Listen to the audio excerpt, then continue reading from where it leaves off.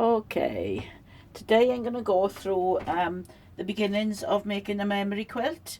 If you're making a memory quilt, you usually using clothing perhaps that a child has grown out of, and of course today's clothing it's not generally cottons. You'll have some, but most of them will be stretchy polyester and like sweatshirt type or knitted fabrics.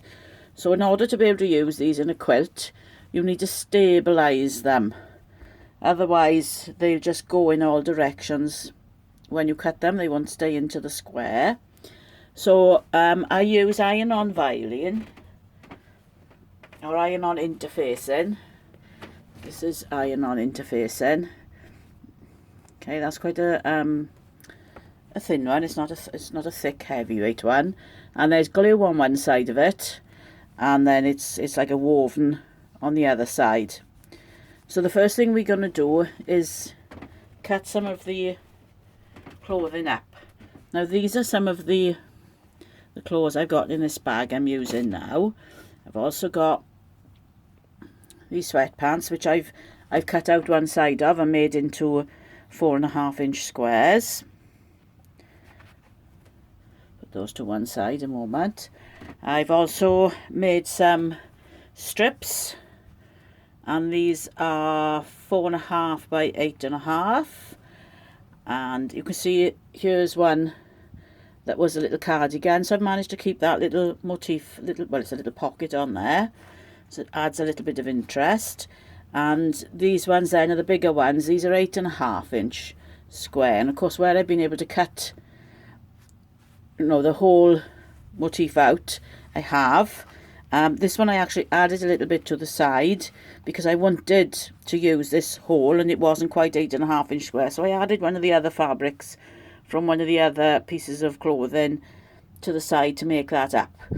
I'm using 4.5-inch squares, 4.5 by 8.5-inch strips and 8.5-inch squares. These will all work together. So four of these squares will make up, I wouldn't use the same fabrics obviously, will make up the same size as that. 2 of these will as well, or you could have 2 of those and 2 of those. So I'll be able to use, because if I try to do them all the bigger size, you won't get much out of them, especially with children's clothing. So that's why I've mixed my sizes. It'll make a nice little interesting patchwork quilt when we've finished. So you get the next item of clothing that you want to cut up. And this one, I've got this little t-shirt here. Right. I mean, if you want to, you can unpick them. I'm just chopping them up.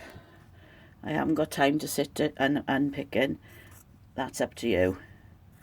So I'll take that out and across there and try and, there we are. I mean, I can go across the top because that won't be any use to me there. So I can cut the front and the back off, and then I can cut the sleeves and get the sleeves open if I want to. There's a nice usable piece there for me. We'll get back to that in a minute. Of course the back would be the same. I'm just going to chop off an arm a minute, just so that I can, I've got buttons there. Now if you want to unpick the buttons, you can sew them on somewhere if you want to, or keep them to one side. It's up to you. If there's any embellishments, I try to sort of get them into the square that I'm cutting. There we are. So we'll have a not bad sized piece there as well. If I cut across there now, that the bit that's holding that together, there we go, that'll open that up a bit for me. So I'm just going to get my little iron. So I like a little travel iron. Works really well. So I like to press the fabrics, and I've had a little measure I've got a nice 4.5 inch wide ruler, which is really nice and easy for cutting these, and I look to see how I can get the best out of it. Now this is a good 9 inches there, so I can do two 4.5 inch squares. If I had sort of under the 9, I could perhaps do one 8.5. But first thing we have to do now is iron on the iron-on interfacing. So I'm going to grab some of the interfacing. Now then, you've got to just make sure that you've got the glue side down. The glue side is shiny. I'm only going to be using probably about this much of this piece of fabric.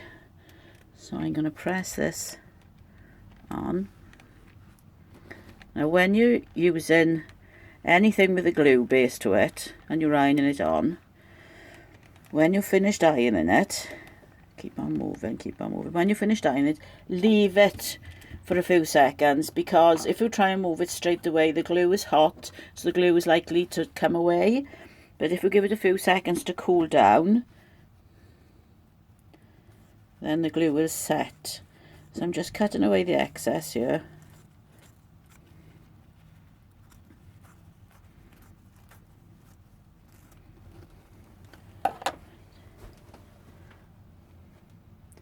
And I can put that to one side because that's now cooled down a bit and that's ready for cutting. So I'm going to press the next piece now. Just trying to quickly show you this. Now I probably only get one 4.5 inch square out of this, but that's okay. So I'm just going to take a little piece of the interfacing. You can cut the interfacing if you want to, you know. I'm just, for ease of use and quickness, leaving it as it is.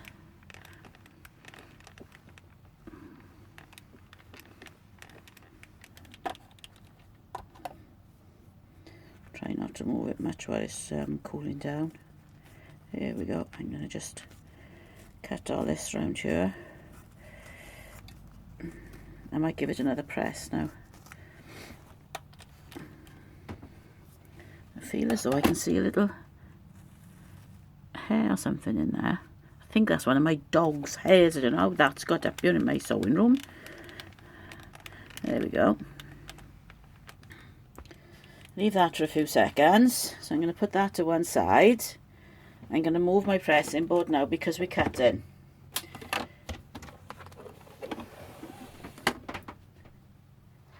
Okay. So if you remember this bigger one, I said I thought we could get two out of it. So here we go. This ruler, oops, upside down, happens to be 4.5 inches wide.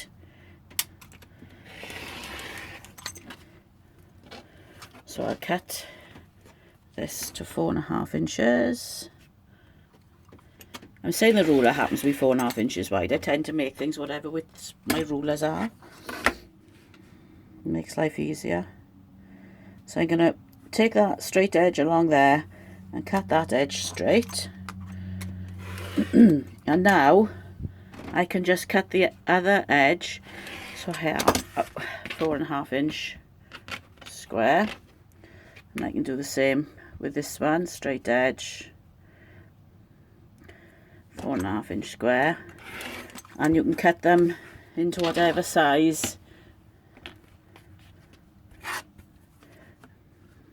Yeah, this then I'll just get one out of that. If I had a little more, I could cut and I could make one of those longer ones. So that's how you prepare your pieces ready for the quilting, for the patchwork, patching them together. I hope that helps you. Bye.